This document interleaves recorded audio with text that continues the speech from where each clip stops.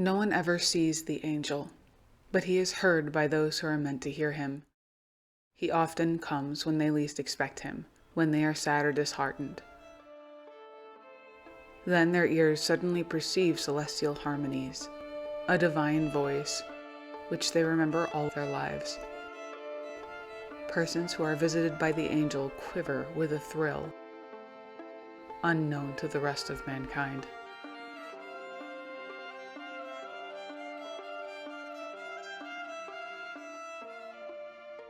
It's about time I shifted my attention to a monumental element in this production, which absolutely saturates the already rich and symbolic visuals with an additional potency.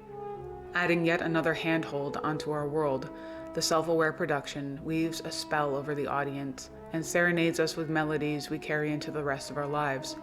We all know the hit numbers on the original cast or 25th anniversary albums, but what if I told you there were a dozen little melodies you may not have known were working on your psyche during your most unforgettable watch-through?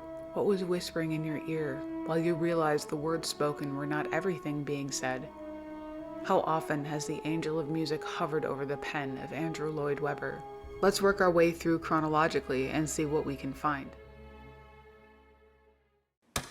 Salt! Your number, sir. Thank you.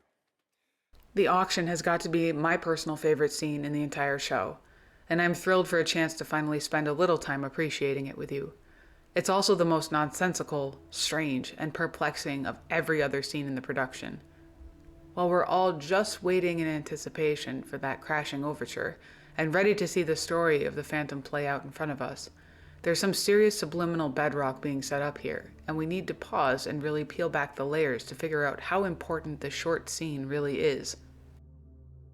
In fact, we're immediately greeted with a haunting little melody that will be a companion for us throughout the remainder of the story, and it's not from the music box. So as an aside, let's take note of how this scene is really so bizarre. One may point out the candelabras or the staircase party or improbability for reality to have a chokehold on this obvious fairy tale, completely unaware that from before the show even starts, we're forced into fantasy. The stage is set as everyone takes their seats. Andrew Lloyd Webber's vision for this moment was that everything would be in dust covers. The strange shapes on the stage feel ominous. These covers, concealing and hiding the objects beneath, probe the imagination, and at once maintain the foreshadowing of the theme for the entire story from that point forward. We feel pretty uneasy, it's off balance, tense. Everything's black and gray. Is the introspection of an aged Raoul an homage to the opening pages of the original book, which reflect back on events 30 years before? Turning to Hal Prince for answers, we find this brief statement in an interview. In discussing the structure of the show, we all agreed that it should open without music at an auction on the stage of the Opera House, an abstract, dreamlike sequence. When directing it, I've always told the actors that they are working underwater. As the auction progresses, they applaud ritually with gloved hands in a disjointed tempo that I feel adds unease to the sequence. All of the voices at the auction are deadly, unemotional, as at a funeral. The music is introduced during the sequence, notably by the juvenile love interest, who, when we meet him, is a man in his 90s in a wheelchair. Fragile and more attentive to memory than to the present. Eerie, perhaps everyone on the stage has died. Is everyone actually here, or are they ghosts? This is a fantastic consideration, and going a bit deeper we find more interesting detail. Madame Giry is attending the auction. If Raoul in our story is supposed to be in his 20s, and a conservative guess for Madame Giry would land her 20 years his senior, she'd be well beyond this world by the time we see a 90-year-old Raoul in a wheelchair. But she's not the only ghostly visage at the auction. In fact, if we look close enough, we find the managers as well. Even our auctioneer himself has a ghastly look about him, and the underlighting really accentuates those spooky features. What else is weird here? Do you know about the tradition of the ghost light? This tiny aesthetic element in the show tells us a lot about what's going on. I have to marvel at Maria's choices to bring this strange short scene so much depth.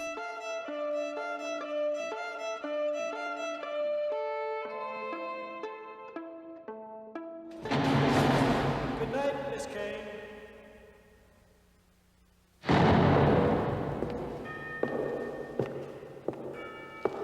After a theater has closed for the night and everyone has gone home, the last one to leave lights a lamp on the stage to burn overnight.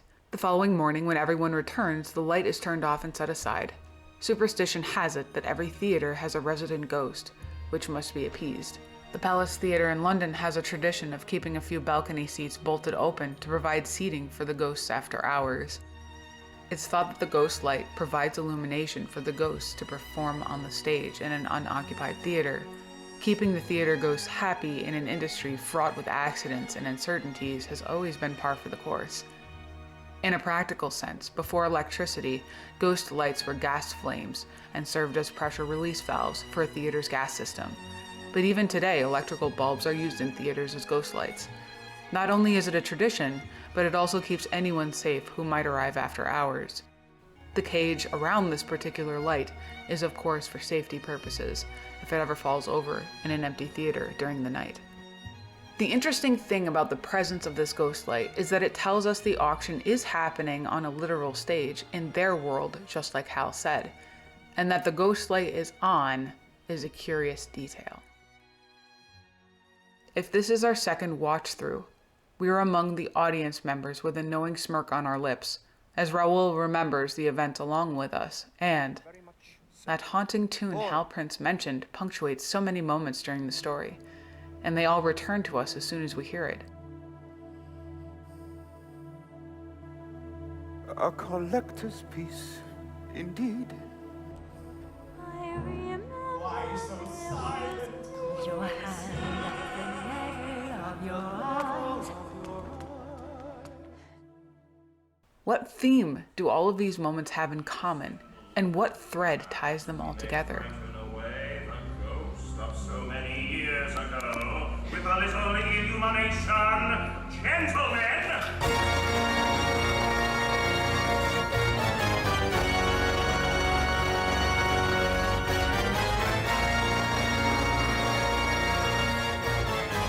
Finally, my devoted watchers, this unsettling little scene creates a wonderful environment for returning viewers. We see an aged Raoul, who returns to his youth, and then turns old yet again. We see the chandelier rise, fall, and then rise again. There's a wonderful cyclical rhythm to this production that keeps bringing us in again and again. But it's so powerful because it's not just happening with our eyes. The overture is an instrumental version of the title song, and is echoed anytime the Phantom terrorizes the cast. I truly love thinking about how powerful this number is, and how the chandelier ascends in glory and gold. And the last time we hear this song, it's to descend with the Phantom in defeat, completely stripped of his facade and confidence.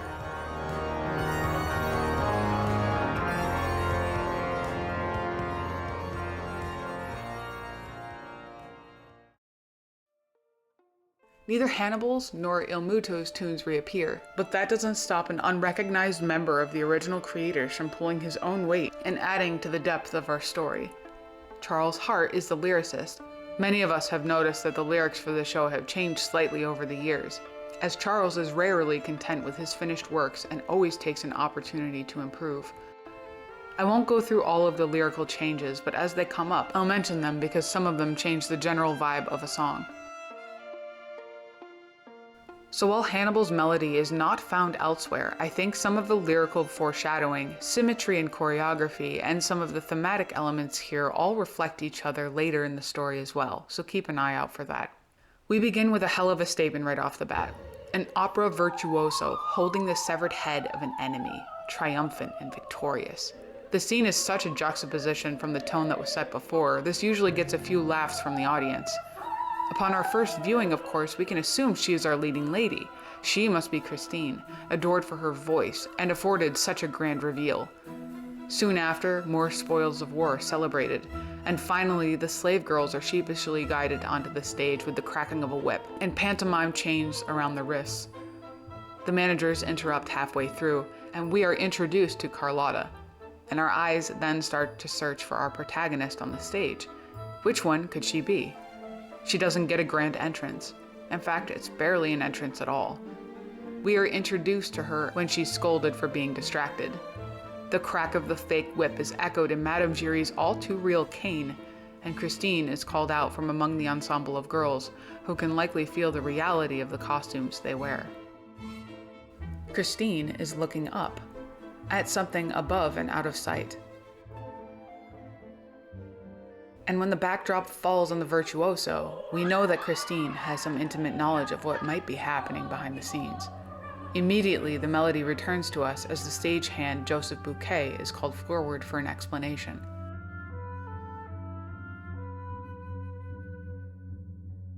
As promised, returning to our odd little melody that seems to haunt especially the first half of a story, I noticed it always preceded an encounter. Except in only one case, this specific one with the backdrop. It's a warning. It built suspense because we know something's about to happen, and it's probably going to be scary.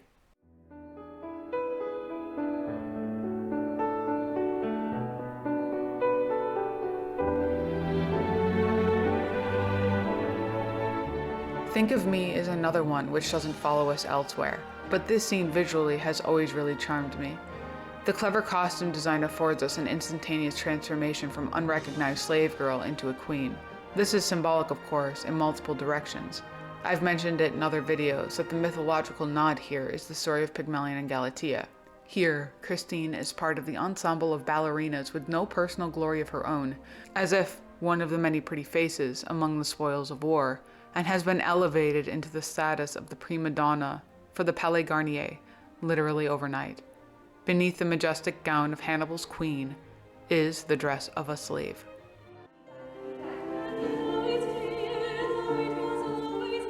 So she saves the day at the Opera House, and the audience loves her, and it works. Miraculously, Christine hasn't been swept away by the mania of a party to fall asleep at a late hour, drunk and exhausted, which would be extremely easy for her considering her position. In fact, she's probably been dreaming of the opportunity to brush shoulders with the high class of Paris since she was small. Consider also she must be absolutely starved for respect as a chorus girl or ballerina. In her day, the so-called little rats were disposable, vulnerable, and inevitably abused performers during the height of the Palais Garnier's glory. Imagine living as an orphan girl until you reach 20 and then become celebrated by the entire opera community. Christine was presented with a temptation of monumental caliber, a massive fork in the road, and she made her choice instantly, which we don't get any time to appreciate during the story. She turned her back on the glory of the theatrical world, and by refusing the affections of her admirers, likely bruised a lot of egos in the process. She rejected the almost mythological status of a prima donna in the civilian world, which could bring her any amount of worldly comfort and fame.